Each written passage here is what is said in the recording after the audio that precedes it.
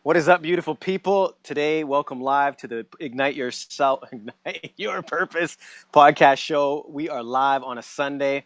I think I'm feeling John's fatigue through the phone here, through the internet waves of this magical technology we have, because I just slipped up the name of our show, John. I apologize.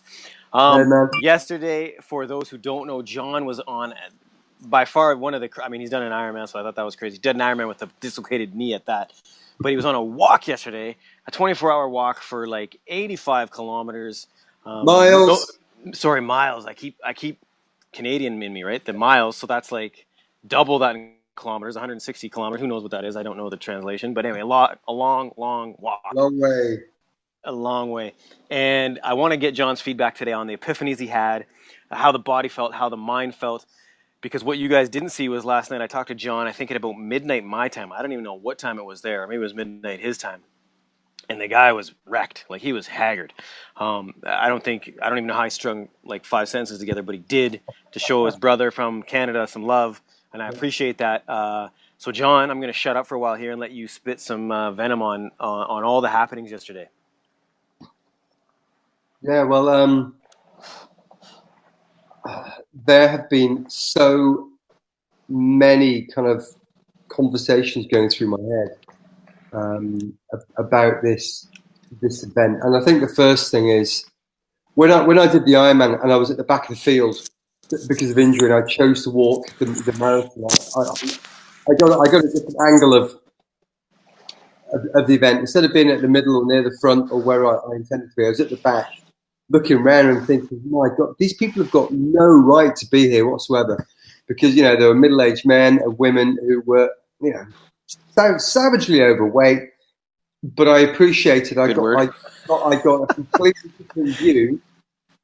Everybody does these things for different reasons and for their own challenges and their own motivation, whatever you want. And then I've been ignoring this event since I moved back to the island in 2003. Somebody said, "Are you going to do it?" I'm like, that's fucking stupid. Back then I'll run it, but I'm not walking 85 miles.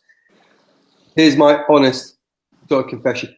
I had no comprehension of just what a big deal it is for fit. And I think I'm pretty healthy in the big scheme of things. Okay, I agree. I'm reasonably fit. But there were a lot of people in that field who got to the end who were less healthy, bit kind of self-aware of what you put into your body creates a body that can go on and do all of these things. And, of course. Hats off to these people who finished it. Massive respect to them. So you didn't finish it then? How far did you go? Sorry, I didn't know that. No, sorry, mate. I did. It's just short of 65 miles in 17 and a half hours. Wow. So Amazing, by the way. Wow. Yeah, we made up some numbers, and I think I was an hour and a half ahead of where I thought I would be. And I think the bottom line is I went off at a pace. I thought it was just comfortable, but there wasn't the legs to carry on.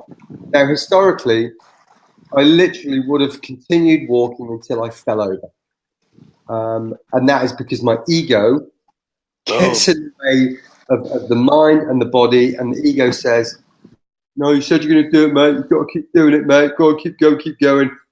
Fall over in front of a car." And I've had all for what other people think of us too, right? Yeah. And I don't, excuse the French, I don't give a fuck about what anybody thinks about me. What's important is what I think, how good that makes me each and every day for the people that surround me, not truth.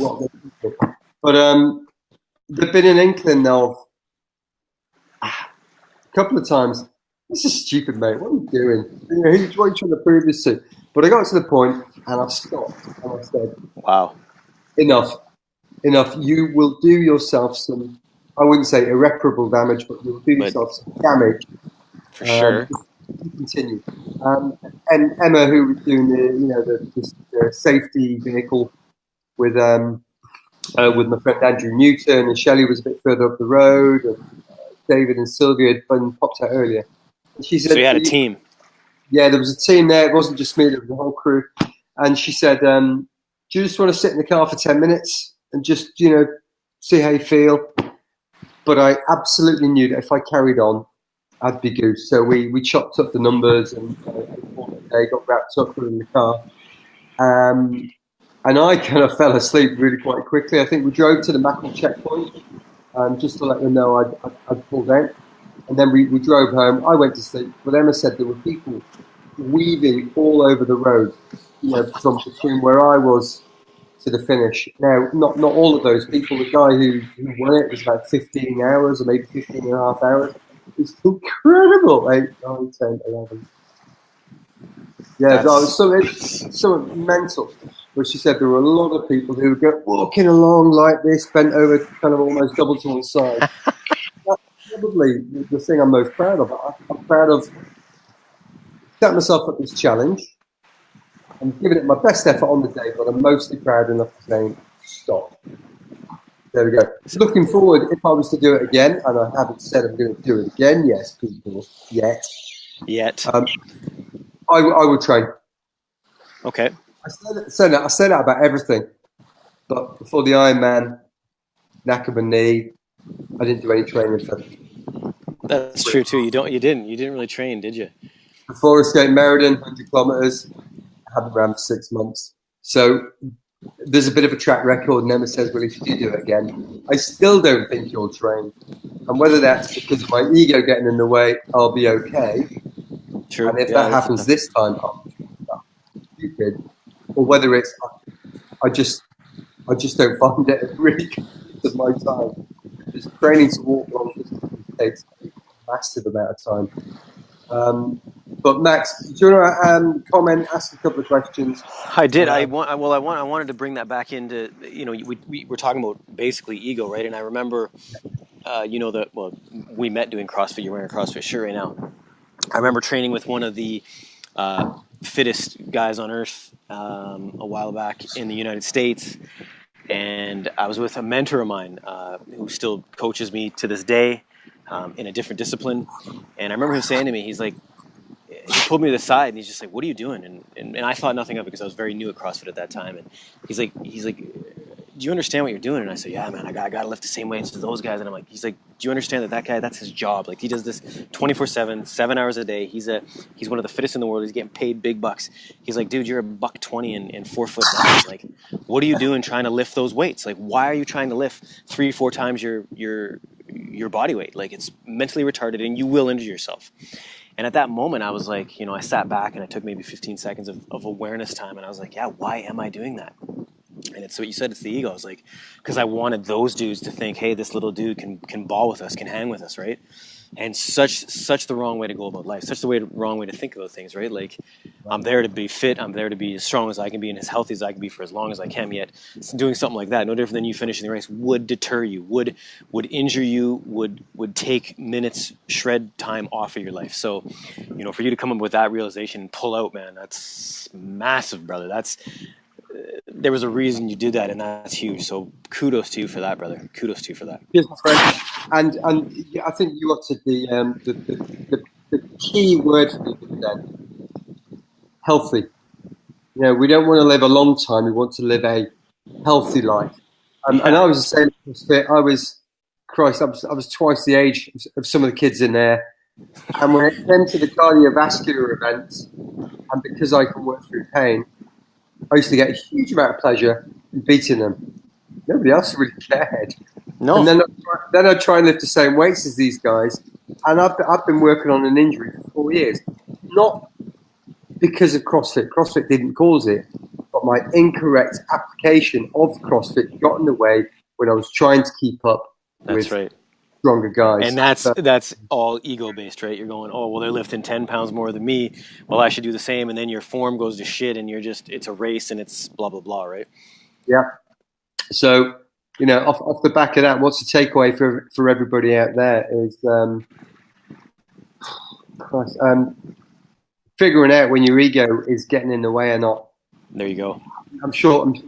Yeah, that's the question. That's the $20 million question, or whatever. That's the $20 million question. And Max has been at Soto Zen meditation for 10 years. And I'm still not there. There's still days. Yeah.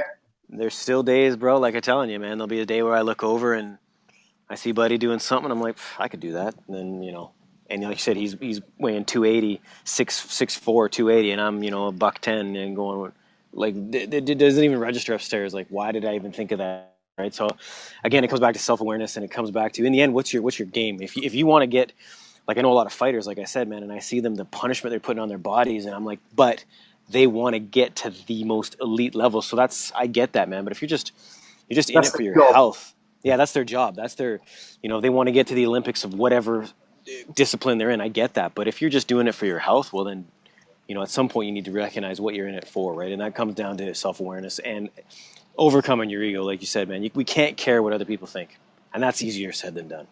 Yeah, absolutely. And today for myself, yeah, I have got sore bits of my body. But would you like to know where I've been all day? I'd like to know. I'll give you a clue. He's in bed all day. I've been laying on my, you know, I've been in and out of dozing sleep. I watched a bit of football, and I never watch football. I've watched. Is that soccer you actually mean for us Yes, on the other yeah, side of the world? Okay. yeah, the World Cup. I'm being kind to my body. Good for you, brother. Yeah. And it needs it, man, because that was taxing on the body, right? Like, even though it was just a walk, bro, that was taxing on your body. Yeah, and that's a whole nother conversation, because Truth. Emma stopped was a girl who was she was in a really bad way, and some other people stopped, and you know, maybe cans of Coke are a secret weapon when you're on these kind of adventures. But I'm thinking, there's not a lot of goodness in a can of Coke. It might perk you up for 10 minutes. But again, yeah, it might perk you up for 10 minutes, but what damage did you just do again? Yeah, it's funny dehydrating yourself even yeah, more. It's funny because a friend drove past me, Jamie, and he said, "All right, mate, do you want a bag of spinach?" And I said, "No, I've just had one," because Emma was passing me handfuls of spinach every now and again. Popeye. Yeah. For those who remember Popeye the Sailor Man. Yeah. Beetroot juices and carrot juices, and you know, just natural healthy things. And that's the secret I'm sauce, sure baby. that maybe I may have craved other things yesterday. Of course. But today, that is the magic ingredient that will allow my body to repair today for tomorrow, so I can get back on with my life and heal, baby. Yeah. Okay, Man, I think well, go ahead. Yeah, we have rambled. No, that's perfect, brother. I think that's where we should cut it out today, because that is just beautiful. As always, we thank you for joining us, people. We know you could be anywhere in the world, and you right here talking to Mr. Canada and Mr. UK, and we appreciate John. Please get some more rest so we can rock again tomorrow, and we will do this again soon, people. Thank you. Yep. Give us a share. Send us a question. Go on. Send a question. Dare you. I dare you. Fuel your purpose. Fuel your pulse. I'm asking you, brother. Give us a question. Chad. Yeah. Give us a question. Yeah. Graham, give us a question. Michael, give us a question. Loads of people. Anybody who hasn't given us a question, give us a question. So, right, that's enough from us to you. Thank you. Bye-bye. Wherever you are in the world, have an awesome day.